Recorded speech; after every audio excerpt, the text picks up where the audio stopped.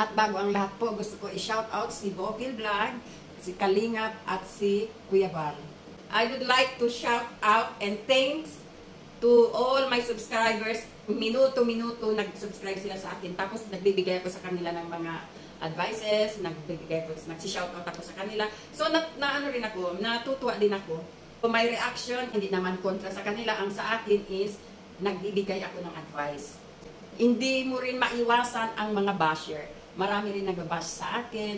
And then, nagkataon nakapanood ako ng video niya. At mayroon siyang sinasabihan na against doon sa isang vlogger na tinatawag natin si Bopil Vlog. So, si Bopil Vlog, mga kadadalabs, ang channel niya is, nagbibigay siya ng reaction. And then, nakita ko yung video niya na nagbibigay ko ng reaction.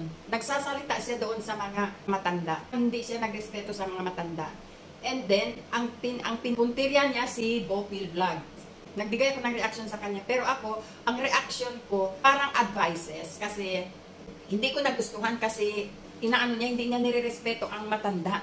Minatanda-tanda niya si Bopil. Itong si Bopil, a very beautiful lady. At saka mabait siya. In general, nagbigay ko ng reaction sa kanya. Nagalit ako ba? Hindi ko napigilan, kaya mahirap din maging vlogger.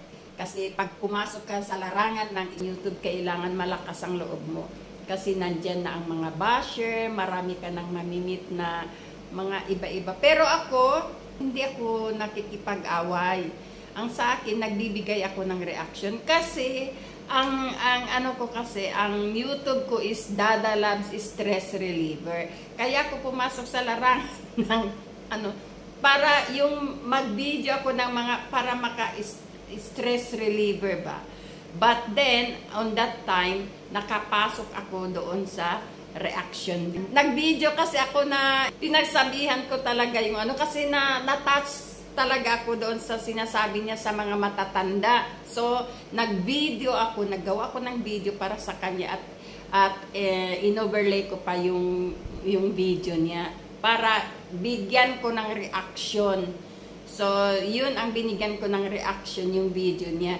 And then, nakita din ni Bopil Vlog, pinost din niya. So, yun, nagka-anuhan na. Marami nang nag-anuhan. So, shout out to Bopil Vlog. Nagpapasalamat din ako sa mga subscribers ko. Marami na rin nag-react sa bata. So, hanggang sa tuloy-tuloy na parang naano na rin ako. So, nagbigay na ako ng mga reaction if ever na pumunta sa... Kasi inanot niya kasi yung vlogs ni Kuya Val doon sa matanda. So, pumasok na rin hanggang sa nag-connect na yung mga vloggers na nagsusupport kay Lola Damiana, yung sa matanda. So, mga kadadalabs, gusto ko lang i-share sa inyo kung bakit ako nandito sa YouTube channel.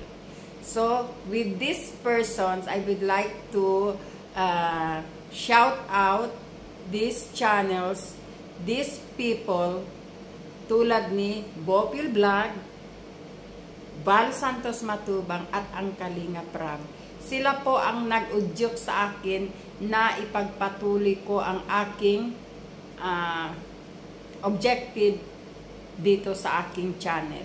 Lalong-lalo na po, Kuya Val, namomotivate po niya ako that I have to pursue my objective in this channel. At si Bopil Vlog ay maraming salamat dahil siya po ang nag-angat sa akin dito sa channel na to. Maraming salamat sa inyo. Nakaka-inspired po kayo at marami po kayong natutulungan.